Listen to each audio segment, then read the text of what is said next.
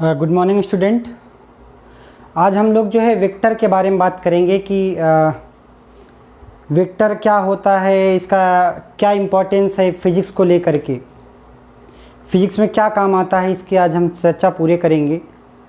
और इसके साथ साथ ये भी देखेंगे कैलकुलस कितना इम्पोर्टेंट है। जो नीट के बच्चे हैं कितना उनको कैलकुलस चाहिए है, तो मैथमेटिक्स का पार्ट, लेकिन आपको थोड़ा बहुत आना चाहिए कि डिफरेंशिएशन क्या है, छोटी छोटी चीज़ों का इंटीग्रेशन कैसे करते हैं, मैक्सिमा कैसे निकालते हैं, मिनिमा कैसे निकालते हैं।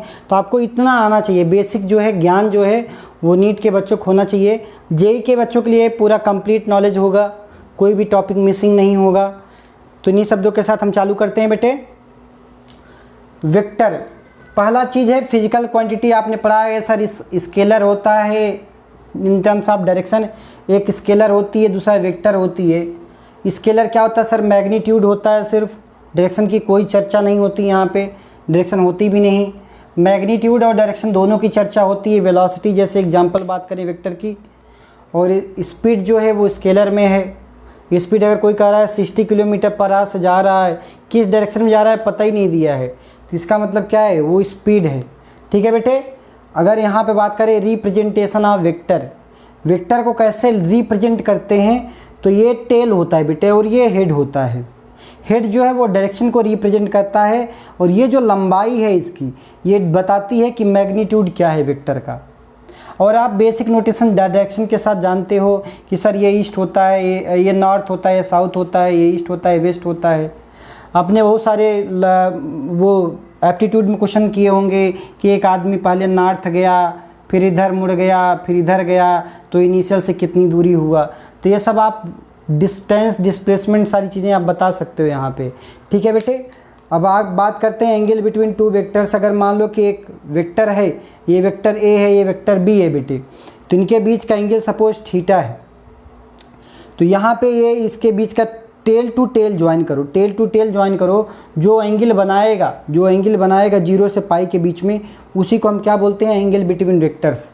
अब एक होता है कि पॉजिटिव वेक्टर्स, मतलब सपोज ए वेक्टर जो है वो इस डायरेक्शन दिया है, मतलब इस डायरेक्शन दिया है। अगर आपसे पूछता है कि -1 किधर होगा, तो सर क्या करो, उसको डायरेक्शन उल्टा कर दो, रिवर्स कर दो। अगर ईस्ट में है तो वेस्ट में हो जाएगा, तो इसको बोलते हैं माइनस। ये माइनस ए वेक्टर काम आएगा जब हम बात करेंगे सब्सट्रैक्शन ऑफ वेक्टर की। ठीक है बेटे। अब इक्वलिटी ऑफ वेक्टर क्या है सर? इक्वलिटी ऑफ वेक्टर मतलब क्या होता है कि सर मैग्नीट्यूड भी और डायरेक्शन भी दोनों इक्वल होने चाहिए। जो मैग्नीट्यूड होता है इसका मतलब मॉडुलस ऑफ ए वेक्टर की बात करेंगे, मॉडुलस ऑफ ए बराबर मॉडुलस ऑफ बी होना चाहिए। और जो उसकी यूनिट वेक्टर होता है, जो कि रिप्रेजेंट करता है डायरेक्शन, किसी वेक्टर की डायरेक्शन बताता है, यूनिट वेक्टर ए बराबर यूनिट वेक्टर बी होता है, तो इसको बोलते हैं इक्वलिटी ऑफ वेक्टर। ठीक है बेटे। अब हम बात करते हैं आपका कोलिनियर वेक्टर। कोलिनियर मतलब होता है कि अगर मान लो कि एक वेक्टर है, इस डायरेक्शन में है, कोलिनियर मतलब उसी लाइन में है बेटे। कोलिनियर उसी लाइन में है, तो इसका मतलब ये क्या है? वेक्टर ए अगर लैम्डा की वैल्यू 1 हो जाए तो ए बराबर भी वेक्टर हो जाएगा, लेकिन अगर लैम्डा 2 हो जाए तो मतलब 2 टाइम्स मैग्नीट्यूड ज़्यादा हो गया, तो कोलिनियर है। उसके साथ सिर्फ मैग्नीट्यूड बढ़ा है, डायरेक्शन सेम है, तो कोलिनियर है बेटे। यहाँ पे बात करते हैं को इनिशियल वेक्टर। को इनिशियल का मतलब क्या हुआ कि सर इसकी जो इनिशियल पॉइंट होगी, जहाँ से इसका टेल है, वो सारे स्टार्ट्स जो है वो यहीं से हो रहे हैं। चाहे वेक्टर ए की बात करो, चाहे वेक्टर बी की बात करो, वेक्टर सी की बात करो, तो इसको बोलते हैं को इनिशियल वेक्टर बेटे। ठीक है। फिर बात करते हैं कोप्लेनर वेक्टर। कोप्लेनर का मतलब होता है कि साहब जितने भी वेक्टर्स हैं वो अगर एक प्लेन में लाइज करते हैं तो उसको हम बोलते हैं कोप्लेनर वेक्टर। एक प्लेन में लाई कर रहे हैं तो इसको बोलते हैं कोप्लेनर वेक्टर। अगर आप प्लेन को पूरा रोटेट कर दो, मतलब रेफरेंस पॉइंट चेंज कर दो, तो वेक्टर में कोई चेंजेस नहीं होगा। अगर रेफरेंस पॉइंट चेंज करते हो तो इस टाइप से के वेक्टर्स को बोलते हैं क्या? Coplanar vector. ठीक है बेटे। और भी आगे देखते हैं। यहाँ पे देखते हैं laws of addition and subtraction of vector बेटे। ठीक है, कि एडिशन कैसे करेंगे, सब्सट्रैक्शन कैसे करेंगे। ठीक है। तो एक एक चीज़ समझते हैं बेटे।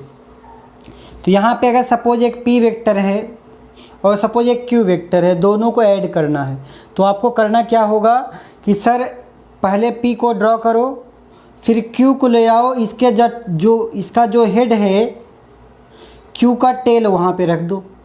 क्यू का क्या रख दो, टेल रख दो। अब फिर पी के टेल को क्यू के हेड से मिला दो, तो ये आपके पास जो ये वेक्टर होगा इन दोनों का एडिशन देगा। क्या देगा, एडिशन। मतलब vector P plus vector Q बराबर vector R. Parallelogram law addition में अप्लाई करते हैं, पैरेललोग्राम में, पैरेललोग्राम्स लॉ। तो तरीका वही है बेटे, क्या कि पहले वेक्टर ए वेक्टर बी दिया था, तो हमने शिफ्टिंग ऑफ वेक्टर किया। वेक्टर ए को ऐसे ड्रॉ किया, वेक्टर बी को शिफ्ट किया। शिफ्टिंग जो ऐसे था उसको ले जाके यहाँ पे लगा दिया, ये वेक्टर बी हो गया बेटे। अब वेक्टर ए को जो है शिफ्ट यहाँ पे कर दिया। अब वेक्टर ए ये हो गया, वेक्टर बी ये हो गया। शिफ्टिंग ऑफ वेक्टर करके क्या करो, इनके बीच का एंगल ए और बी के बीच का जो एंगल है वो थीटा सपोज है। ए बी के बीच का एंगल क्या है, थीटा। तो अब ए को जो है, ए का टेल और बी का जो हेड है उसको क्या कर दो, ज्वाइन कर दो। तो this will gives you A plus B, addition of two vectors. अब कभी कभी पूछा जाता है कि अगर इनके बीच का सर एंगल जो रिजल्टेंट है उसके ए से जो एंगल अल्फ़ा बना रहा है, ए से जो एंगल अल्फ़ा बना रहा है, इस tan अल्फ़ा की वैल्यू बताओ। tan अल्फ़ा भी पूछा जाता है और रिजल्टेंट भी पूछा जाता है। तो रिजल्टेंट के लिए आपने पढ़ा होगा, अगर वेक्टर ए को हम, इसका मैग्नीट्यूड ए है, वेक्टर बी का जो मैग्नीट्यूड है बेटे वो बी है, तो रिजल्टेंट बराबर अंडर रूट ऑफ यही ए का square plus B square plus 2ab cos theta, where theta is the angle between A and B. अच्छी बात है। अब ये कभी कभी पूछा जाता है कि अगर यहाँ पे एंगल बना रहा है अल्फ़ा, ये एंगल अल्फ़ा बना रहा है, तो tan अल्फ़ा बराबर B sine alpha divided by A plus B sine theta divided by A plus B cos theta, ये होता है। ये फार्मूला कई जगह इंपॉर्टेंट है, इसको याद करते हैं कि साहब रिजल्टेंट से कितना एंगल बना रहा है। फिर कुछ इंपॉर्टेंट प्रॉपर्टी, अगर ए और बी दोनों बराबर हो जाएं, ए बी दोनों बराबर हो जाएं, उनके बीच का एंगल थीटा हो, तो रिजल्टेंट बराबर होता है 2a cos थीटा बाई 2। ठीक। अब मैक्सिमम कब होगा सर, कि सपोज ए वेक्टर है, वेक्टर बी भी इसी डायरेक्शन में है, ए वेक्टर बी वेक्टर, इनके बीच का एंगल क्या है, 0 डिग्री सर। तो सर इनके बीच का जिस लाइन में ए है उसी लाइन में सर बी है, तो इनके बीच का एंगल 0 है, तो सर इसका रिजल्टेंट क्या होगा। तो यहाँ से अब ए का टेल बी के हेड से ज्वाइन कर दो, तो ये आपके पास ए प्लस बी की जो वैल्यू होगी आर वेक्टर बराबर ए प्लस बी वेक्टर होगा सर। तो आर मैक्स क्या वैल्यू हो सकती है, ए प्लस बी, जब थीटा बराबर 0 हो। आर मिनिमम कब होगा, जब ए माइनस बी हो जाए, मतलब उल्टा हो जाए। वेक्टर ए ऐसे था, वेक्टर बी अपोजिट साइन में हो जाए, मान लो यहाँ से ऐसे आ गया, तो ये माइनस हो गया A minus B, minimum value A minus B when theta becomes 180। अब यहाँ पे बोला है two vectors are orthogonal vector, दो वेक्टर हैं साहब, आर्थोगोनल वेक्टर हैं। आर्थोगोनल का मतलब क्या होता है बेटे, कि अगर दो वेक्टर्स आर्थोगोनल हैं, if two vectors are orthogonal it means theta बराबर क्या, 90 डिग्री। तो थीटा बराबर अगर यहाँ पे 90 रख दो, cos 90 की वैल्यू क्या हो गई, cos 90 क्या 0, तो आपके पास क्या है resultant, under root of A square plus B square. तो ये कई बार पूछा जाता है। ठीक है, all right, yes all right. देखते हैं बेटे सब्सट्रैक्शन ऑफ वेक्टर कैसे करते हैं, दो वेक्टर को घटाते कैसे हैं। सर वेक्टर ये है, वेक्टर बी ये है, इसको माइनस करना है बेटी, vector A minus vector B लिखना है। तो सर वेक्टर ए तो हमने पहले ड्रॉ कर लिया sir, vector A minus B vector कैसे लिखोगे, वेक्टर बी अगर इधर है सर, दोनों के बीच का एंगल थीटा है, तो माइनस वेक्टर बी क्या के लिए क्या बताया सर, अगर ये ऊपर है तो इसको नीचे कर देना सर, नीचे हो गया बेटे। ये आपके पास माइनस बी वेक्टर आ गया, कौन सा वेक्टर आ गया, माइनस बी वेक्टर।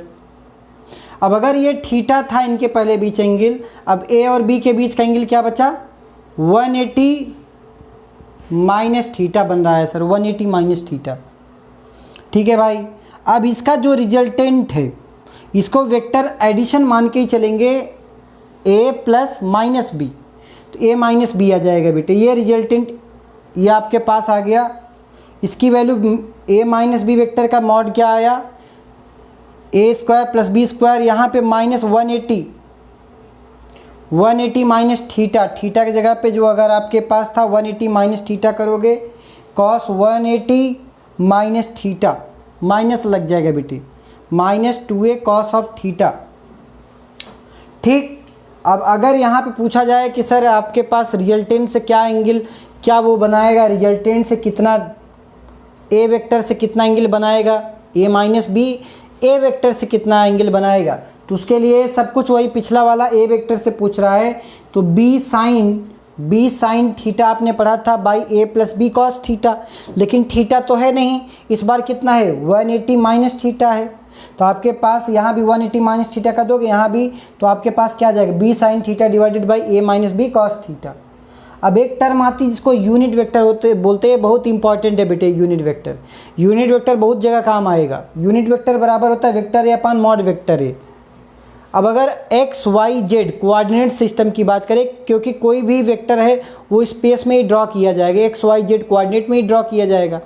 मतलब ये एक्स डायरेक्शन है आई कैप, वाई डायरेक्शन में जे कैप और जेड डायरेक्शन में के कैप है, तो यहाँ पे आई जे के कैप। ठीक है, अब यहाँ पे अगर मान लो कि एक कहता है कि नल वेक्टर मतलब सिर्फ होता है बेटे magnitude should be zero, magnitude zero आए उसको बोलते हो बेटे नल वेक्टर। क्या बोलते हो? Null vector. एक होता है रिजोल्यूशन ऑफ वेक्टर।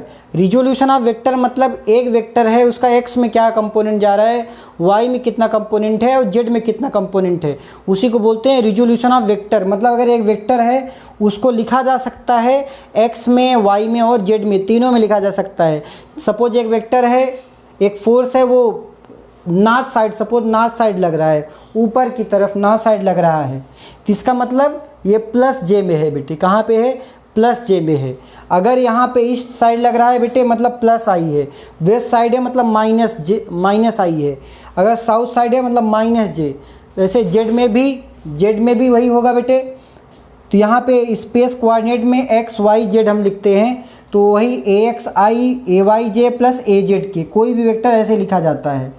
ठीक, कोई भी वेक्टर हो, मतलब कोई भी वेक्टर हो आई जे के कैप में ही लिखा जाएगा कि उसका एक्स डायरेक्शन में क्या है, वाई डायरेक्शन में क्या है और जेड डायरेक्शन में क्या है। तो सपोज एक 10 न्यूटन का वेक्टर है, थीटा एंगल बना रहा है, तो इसका रिजोल्यूशन करते हैं। तो सर ये अगर नॉर्थ ईस्ट है, कौन सा नॉर्थ ईस्ट है, इसका मतलब ये 45 डिग्री। तो सर एक बात बताओ, 10 कॉस 45 ये हो गया, और सर ये वाला 10 साइन 45 हो गया, 10 साइन 45। तो ये वाला किस डायरेक्शन में है बेटे?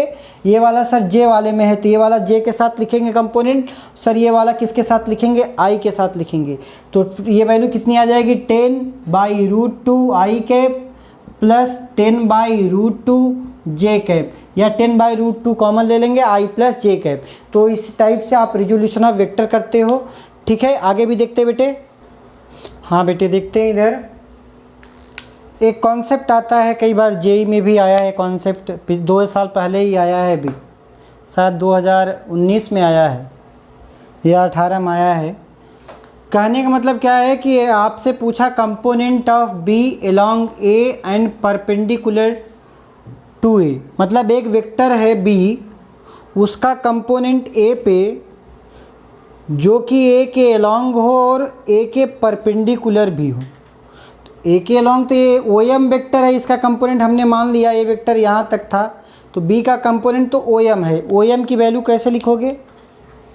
तो यहाँ पे आप लिखोगे सर ओ एम का मॉड, इसका जो मैग्नीट्यूड है और उसको किस डायरेक्शन में है, यूनिट वेक्टर ए के डायरेक्शन में है। तो ये वैल्यू ओ एम मतलब क्या हो गया? अगर आपके पास ओ बी है तो O B cos theta, O B मतलब magnitude of B cos theta. आपने ए डॉट बी पढ़ा होगा, vector A is dot product, magnitude of vector आपने पढ़ा होगा, ए डॉट बी बराबर mod A mod B cos of theta. Cos theta बराबर क्या लिख सकते हो? A dot B divided by mod A into mod B बेटे। तो कॉस थीटा की वैल्यू आप यहाँ से लिख सकते हो, कॉस थीटा बराबर A dot B by divided by mod A mod B. अगर आपको कहीं भी दो वेक्टर के बीच का एंगल पूछा जाए तो आप ऐसे निकाल सकते हो। ठीक, तो आप यहाँ पे कॉस थीटा के जगह पे mod A dot B divided by mod A mod B cancel हो गया। तो आपके पास यूनिट वेक्टर आपको पता है, vector A upon mod vector ए। तो आपके पास ये वैल्यू आया, वो किसका था? ओ एम का था। मतलब A dot B into vector A divided by mod of vector A का स्क्वायर। अब हमें पूछा कि ये तो ठीक है, परपेंडिकुलर टू ए हो, मतलब ये जो वैल्यू आई है, मतलब ये बी एम की बात करना चाह रहा है, ये वाली ये तो एलोंग ए वेक्टर हो गया। अब परपेंडिकुलर टू ए वेक्टर ये वाला, अब ये वाला कैसे निकलोगे, vector B minus O M vector, minus O M vector कर दोगे। ओ एम वेक्टर की वैल्यू आपने लिखा है, vector B minus O M vector लिखा है, तो आपसे कई बार एलोंग का कंपोनेंट पूछ सकता है कि ओ एम की वैल्यू क्या होगी, और परपेंडिकुलर टू ए वेक्टर भी पूछ सकता है, तो उसके लिए ये कॉन्सेप्ट है। ठीक है बेटे, यहाँ बात करते हैं वेक्टर प्रोडक्ट। कौन सा प्रोडक्ट, वेक्टर प्रोडक्ट। तो वेक्टर प्रोडक्ट क्या होता है, वेक्टर प्रोडक्ट आपने पढ़ा होगा कि सर ये ए वेक्टर है, ये वेक्टर थीटा एंगल बी बना रहा है, तो A vector B vector, right hand thumb rule, तो जो ये thumb will gives you direction of A cross B. क्या है, ए वेक्टर, ये वेक्टर, यहाँ पे ये वेक्टर बी ऊपर, तो ए क्रॉस बी मतलब थंब विल गिव्स यू मतलब आउटसाइड, तो this will gives you direction of A cross B vector. ठीक है, डायरेक्शन बताता है प्रोडक्ट का, जो है ए क्रॉस बी के प्रोडक्ट का डायरेक्शन बताएगा, जिसको बोलते हैं राइट हैंड थंब रूल। अब ये वैल्यू क्या आती है, अगर ए क्रॉस बी करना है तो mod A mod B sine of theta into N cap. अब इसके कुछ प्रॉपर्टीज़ होते हैं, जैसे आपके पास अगर A vector B vector A cross B आपने कर दिया, तो जो ये वाला वेक्टर है बेटे थंब जो है इसके भी परपेंडिकुलर है ए वेक्टर के, और बी वेक्टर के भी परपेंडिकुलर, ये जो बी वेक्टर है ये एंगल, तो यहाँ से ये देखो अगर ध्यान से, तो आपके पास एंगल कितना दिख रहा है, 90 डिग्री। अगर यहाँ ध्यान से देखो, वेक्टर बी ये वेक्टर ए, तो दोनों के बीच का एंगल कितना है, अगर यहाँ पे ऐसे लगा लो, ऐसे लगा लो, यहाँ पे ऐसे लगाओगे, देखो बी के साथ बी बना रहा है 90, ए के साथ बी 90 बना रहा है। ठीक, अब बात करते हैं ये क्यूमुलेटिव, जो आपके पास ए क्रॉस बी और बी क्रॉस ए कभी बराबर नहीं होते। ठीक है, यस, यहाँ पे ए क्रॉस बी प्लस सी बराबर, अब ये मल्टीप्लाई कर सकते हो बेटे, तो ए क्रॉस बी हो गया प्लस ए क्रॉस सी हो गया। अब इसमें सर हम क्या करते हैं, आई क्रॉस आई 0 होगा, आई के साथ आई का अगर हम प्रोडक्ट करें तो 0 आएगा, जे के साथ जे और के साथ के। ठीक है, क्योंकि साइन थीटा की वैल्यू 0 हो जाएगी, यहाँ पे ए और बी के अगर आई और आई में करो साइन 0 आ जाएगा, तो ये वैल्यू पूरी 0 आ जाती है। बेटे एक बात ध्यान रखेंगे, एक ये सर्कल रूल होता है, आपने पढ़ा होगा आई क्रॉस जे बराबर के क्रॉस आई बराबर जे क्रॉस के बराबर आई, तो इस तरीके से चलता है। इसके बाद इसमें हम यूज करते हैं, कहीं भी दो वेक्टर का अगर मल्टीप्लिकेशन आ जाए, क्रॉस प्रोडक्ट आ जाए, तो आई जे के लिख लो, ए वेक्टर का एक्स कंपोनेंट, बी वेक्टर का ए वेक्टर का वाई कंपोनेंट, ए वेक्टर का जेड कंपोनेंट, बी का X component, Y component, Z component. अब आपने ये करना सीखा होगा, वैसे फिर भी बता देते हैं। आपके पास यहाँ पे इसको पहले बंद कर लो, या आई कंपोनेंट के साथ इसको बंद कर लें, इसको यहाँ मल्टीप्लिकेशन, इसको यहाँ पे, तो ये क्या आ जाएगा, A Y minus B Z, A Y B Z, यहाँ पे sorry A Y into B Z minus A Z into B Y, फिर माइनस करेंगे एक बार प्लस, फिर माइनस जे करोगे, फिर इसको बंद कर लेना, इस वाले इस रो को बंद कर लेना, फिर ए x B Z minus A Z B x करना सीखा होगा, फिर प्लस के इंटू ये बंद कर लेना, ए एक्स बी वाई माइनस ए वाई बी एक्स। इस तरीके से मल्टीप्लिकेशन होता है, तो इसको बोलते हैं प्रोडक्ट ऑफ वेक्टर प्रोडक्ट। क्या बोलते हैं, वेक्टर प्रोडक्ट। जैसा ऑल राइट, यहाँ देखते हैं बेटे कैलकुलस जो पार्ट आता है कैलकुलस का, वो देखते हैं बेटे। कैलकुलस इंपॉर्टेंट है, वैसे नीट के बच्चे बहुत कम इंटरेस्ट लेते हैं बहुत, लेकिन आपको लिमिटेड पढ़ना है बेटे। वो नीट के जितने क्वेश्चंस बनते हैं वो सारे निकल जाएंगे। जेई वाले बच्चे वो मैथ्स में भी पढ़ेंगे पूरा कैलकुलस 2-3 महीने, तो उनके लिए तो ठीक है, अच्छी बात है, वो जम के पढ़ें, जितना पढ़ें उतना कम है। लेकिन नीट वालों बच्चों के लिए सिर्फ ये है कि मैथ्स में उनको बेसिक्स आना चाहिए बस, बहुत ज़्यादा डीप में ज़रूरत नहीं होती मैथ्स की। ये फंक्शन है बेटे। फंक्शन क्या होता है, ये इंडिपेंडेंट वेरिएबल है। ये कोई सा भी x की वैल्यू रखोगे, 0 रखो, -1 रखो, कुछ भी रखो, you are free to put the value of x। लेकिन जब हम बात करते हैं y की क्या वैल्यू होगी, अगर x चेंज करोगे तो y चेंज हो जाएगा, x चेंज करोगे तो y की वैल्यू चेंज हो जाएगी। तो इसको बोलते हैं डिपेंडेंट वेरिएबल, इसको क्या बोलते हैं, इंडिपेंडेंट वेरिएबल। ठीक है। अब बेटे एक पढ़ते हैं डेरिवेटिव ऑफ ए फंक्शन। एक फंक्शन का डेरिवेटिव क्या हो, dy by D x delta y by delta x बराबर f x plus delta x minus f x divided by delta x. ये सर ये क्या चीज़ है, ये सर ये वाली क्या चीज़ है, तो ये समझते हैं बेटे। इसका मतलब क्या है कि अगर कोई फंक्शन है x यहाँ पे है, x प्लस डेल्टा एक्स यहाँ पे है बेटे। सिमिलरली आप जब ये वेरी कर रहे हो, डेल्टा एक्स वेरी किया तो y में भी डेल्टा y वेरी हुआ, y में भी डेल्टा y वेरी हुआ बेटे।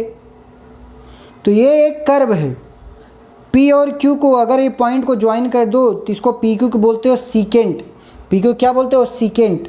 और जो ये स्लोप होता है पी क्यू का हॉरिजॉन्टल के साथ, इसको बोलते हो टेन थीटा, जिसको बोलते हैं d Y by D x, मतलब tan theta. Y d Y by D x मतलब ये जो स्लोप होगा this will gives you tan theta perpendicular upon base, perpendicular upon base.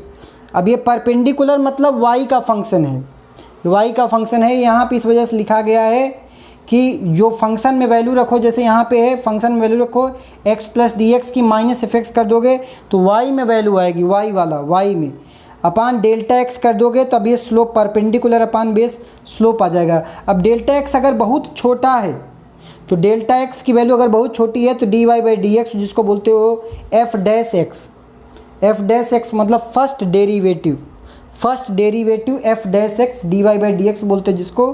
तो ये क्या हो जाएगा, limit x tends to 0 f x plus d x minus f x upon delta x. ठीक है बेटे। तो ये आपको पता होगा d Y by D x मतलब स्लोप है, इसका मतलब टेन थीटा, इसका मतलब ही होता है फर्स्ट डेरिवेटिव। फर्स्ट डेरिवेटिव किसी भी फंक्शन का अगर फर्स्ट डेरिवेटिव करते हो इसका मतलब वो क्या देगा, स्लोप देगा। क्या देगा, स्लोप देगा। अब इसमें कुछ रूल्स पढ़ते हैं, जैसे अगर दो फंक्शन का चाहे मल्टीप्लिकेशन हो, चाहे सब्सट्रैक्शन हो, चाहे एडिशन हो, चाहे सब्सट्रैक्शन हो, तो इस तरीके से आप हो सकता है। दो फंक्शन है तो अलग अलग आप डिफ्रेंशिएशन कर सकते हो। अब एक होता है प्रोडक्ट रूल। प्रोडक्ट रूल क्या है बेटे, दो फंक्शन है, एक एफ एक्स है दूसरा जी एक्स है, तो उसको कैसे डिफ्रेंशिएट करोगे। तो आपको पता है कि सर दो अलग अलग फंक्शन हैं, तो first function differentiation of second function plus second function differentiation of first function, तो इसको बोलते हैं प्रोडक्ट रूल। क्या बोलते हैं, प्रोडक्ट रूल। यहाँ पे है डिवीजन रूल, मतलब अगर सर कोई p by F X by G X का फंक्शन है तो उसको कैसे डिफ्रेंशिएट करेंगे, वो कैसे ले आएंगे सर। तो ये वैल्यू क्या है, मैंने बचपन में पढ़ा था, हर गुणे अंश का अवकलन माइनस अंश गुणे हर का अवकलन अपान हर का स्क्वायर। लेकिन आप इंग्लिश मीडियम हो तो आप ऐसे याद करोगे, यहाँ पे ये न्यूमरेटर है, डिनोमिनेटर, तो denominator into differentiation of numerator minus numerator into differentiation of denominator divided by denominator का स्क्वायर। ठीक है। अब एक चेन रूल होता है। सर चेन रूल क्या है, अभी तो एक फंक्शन पढ़ रहे हो, सपोज आपने एक फंक्शन पढ़ा बेटे, मान लो कि एक एग्जाम्पल के थ्रू अगर हम बात करें, तो अगर एक एग्जाम्पल के थ्रू अगर हम बात करना चाहें तो अभी आपने सिर्फ y बराबर सपोज एक्स क्यूब पढ़ा। ठीक। अब अगर x भी किसी टर्मिनोलॉजी का फंक्शन हो, मान लो कि टी स्क्वायर का फंक्शन है, तो अगर आपसे कहा जाए D Y by D T बताओ, तो ये तो कैसे निकालोगे सर। अभी तक तो आपने D Y by D X की बात किया है कि सर x का differentiation of y with respect to x, यहाँ differentiation of y with respect to t पूछ लिया है। अब कैसे करोगे, तो यहाँ पे देखो ये इसका फंक्शन है, फिर ये इसका फंक्शन है, तो इसको बोलते हैं चेन रूल। क्या बोलते हैं, चेन रूल। मतलब y जो है वो x का फंक्शन है और x t का फंक्शन है बेटे। तो आप कैसे करोगे, सर डी वाई बाई, अगर सपोज y के जगह पे f है, यहाँ पे एक f d f by D t करना है, तो d f by D x करो फर्स्ट के साथ, पहले फर्स्ट के साथ डिफ्रेंशिएशन, फिर d x by D t करो, डी एक्स कैंसिल हो जाएगा, d f by D t मिल जाएगा बेटे। ठीक है। तो ये तरीका इसमें लगाते हैं। ठीक है। और भी आगे देखते हैं। यस, देखते हैं बेटे, कुछ इम्पॉर्टेंट फार्मूले हैं, सभी बच्चों को याद रखना चाहिए। अगर आपको ये याद नहीं है तो मतलब आप क्राइम कर रहे हो। ठीक है, सब्जेक्ट के साथ। तो बेटे साइन एक्स का डिफ्रेंसिएशन कॉस एक्स होता है, कॉस एक्स का माइनस साइन एक्स होता है, टेन एक्स का सेक स्क्वायर एक्स होता है, सेक एक्स का सेक एक्स टेन एक्स होता है, कॉट एक्स का माइनस कोसेक स्क्वायर एक्स होता है, कोसेक एक्स का minus cosec x cot X होता है। अगर लॉग बेस ई एक्स है, बेस ई है यहाँ पे, तो 1/x होगा। अगर आपके पास बेस ए है, यहाँ पे x है, तो 1/x log a base e हो जाएगा। तो याद रखेंगे log e base a, log e base a याद रखेंगे 1/x। डबल डिफ्रेंसिएशन का मतलब है कि कोई एक बार डिफ्रेंशिएट करो फिर दोबारा कर दो। तो d/dx, dy/dx को लिखते हो d2y/dx स्क्वायर। ठीक, अब e⁻x का e⁻x डिफ्रेंसिएशन होता है। एक चीज़ जो ये चीज़ देखा है, इसको सर फिजिक्स में कैसे अप्लाई करेंगे? ये डिफ्रेंसिएशन सीख रहे हो तो क्यों सीख रहे हो? इसका एप्लीकेशन पार्ट तो होना चाहिए ना। तो इसका मतलब क्या है, v बराबर dx/dt पढ़ा होगा। तो इसका मतलब क्या है, rate of change of displacement with respect to time. मतलब एक कोई फंक्शन है, x is the function of t, एक बार डिफ्रेंशिएट करोगे तो यू विल गेट वेलोसिटी, दो बार कर दोगे तो यू विल गेट एक्सेलरेशन। मतलब उसको फिर दोबारा कर दिया। अब यहाँ पे f बराबर dp/dt, rate of change of momentum will gives you force, rate of change of angular momentum will gives you torque, rate of change of work done will gives you power. ठीक है, तो इसके सारे application parts हैं। ठीक है बेटे, yes all right. Maxima minima concept समझते हैं। कई जगह आपको मैक्सिमा मिनिमा बने मिलेंगे बेटे। तो सपोज एक कर्व है एफ एक्स, एक फंक्शन है, इस तरीके से एक कर्व है। तो यहाँ पे सब देख रहे हो कि सर यहाँ पे मैक्सिमा है, यहाँ पे मैक्सिमा है और यहाँ पे सर मिनिमा है। तो पहले dy/dx कर दो स्लोप मिलने के लिए। अगर स्लोप की वैल्यू देखो, यहाँ पे भी जीरो है, यहाँ भी स्लोप तो जीरो है, यहाँ पे भी, यहाँ पे, मतलब dy/dx को जीरो कर दो। अगर dy/dx d2y/dx स्क्वायर की वैल्यू जो है आपके पास नेगेटिव आती है तो मैक्सिमा होगा। नेगेटिव मतलब d2y/dx स्क्वायर की जो वैल्यू है अगर वो नेगेटिव आती है लेस देन जीरो, तो इसका मतलब क्या है कि वहाँ पे मैक्सिमा है। अगर ग्रेटर देन जीरो आती है तो वहाँ पे मिनिमा है। तो पहले हम पॉइंट पकड़ते हैं कहाँ पे आ रही है, फिर कितनी आ रही है वैल्यू निकालते हैं। तो सपोज एक एग्जांपल देखो, y एक फंक्शन है 25x square plus 5 minus 10x बराबर 0। तो पहले dy/dx को 0 कर दिया, तो 50x माइनस 10 बराबर 0, तो x की वैल्यू 1/5 आ गई। अब यहाँ आप देखते हैं अगर इसको दोबारा डिफ्रेंशिएट किया बेटे, दोबारा अगर इसको डिफ्रेंशिएट किया तो सर d2y/dx स्क्वायर की वैल्यू 50 आएगी, जो कि पॉजिटिव होगी। अगर पॉजिटिव है तो मतलब मिनिमा होगा, पॉजिटिव है। इसका मतलब कितना मिनिमा है, मिनिमा तो होगा लेकिन वैल्यू y की वैल्यू क्या होगी? तो dy/x की वैल्यू जो 1/5 है आई है, y की यहाँ पे जो फंक्शन आपके पास है इसमें y के जगह पे, x के जगह पे 1/5 रख दोगे तो you will get the minimum value, y की मिनिमम वैल्यू आप पा सकते हो। सिमिलरली अगर मैक्सिमा का केस आता है, यहाँ पे अगर कोई निगेटिव वैल्यू आ जाती है, लेस देन जीरो आती है, मतलब वहाँ पे मैक्सिमा होगा। तो वहाँ पे क्या होगा, मैक्सिमा होगा। तो हम वहाँ पे वो वैल्यू y मैक्सिमम निकाल सकते हैं फंक्शन में भर के। ठीक, इंटीग्रेशन का जो कॉन्सेप्ट है फिजिक्स में बहुत इंपॉर्टेंट है, स्पेशली फॉर एडवांस लेवल। क्योंकि हर जगह आप चाहे इलेक्ट्रिक फील्ड की बात करो, हर चैप्टर में आपको ग्रेविटेशन में बात करो या कोई भी चीज़, अगर आपको छोटी चीज़ के लिए पता है, पूरा फुल लेंथ पे अगर आपको चाहिए तो आपको इंटीग्रेट करना पड़ेगा, मतलब छोटे छोटे पार्ट को समेशन करना पड़ेगा। तो इसी को बोलते हैं सांप मेथड या इंटीग्रेशन मेथड। ठीक, तो ये आपका इंटीग्रेशन जैसे सम कांस्टेंट u dx है तो u c कांस्टेंट बाहर आ गया u dx। अगर u v w है इस तरीके से है तो सर फंक्शन dx करना है, इस फंक्शन का dx, तो सबको सर अलग अलग कर सकते हो, ux dx vx dx wx dx, इस तरीके से फंक्शन को सेपरेट आउट कर सकते हो। सबसे important NEET point of view से x⁴n अगर है dx, x⁴n + 1/n+1 plus some constant के इसमें ऐड कर दोगे, क्योंकि it depends on boundary condition दी जाएगी तो हम k की वैल्यू निकालेंगे।